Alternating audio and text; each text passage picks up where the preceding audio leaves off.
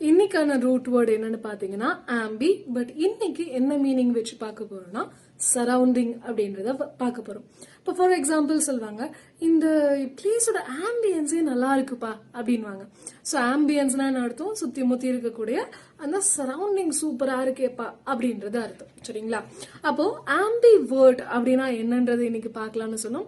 So சில பேர் ரொம்ப சோஷியலபிளா இருப்பாங்க, ரொம்ப ஈஸியா எல்லாரும் கூடயும் பழகிப்பாங்க. அது என்ன சொல்லுவாங்க அப்படின்னா எக்ஸ்ட்ரோவர்ட்னு சொல்லுவாங்க.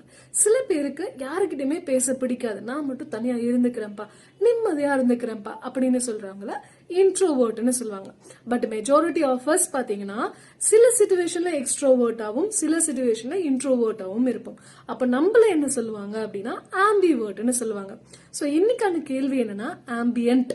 ஆம்பியன்ட் அப்படின்னா என்னவா இருக்கலாம் அப்படின்றத மறக்காம கமெண்ட் செக்ஷன்ல போட்டுருங்க. All the best.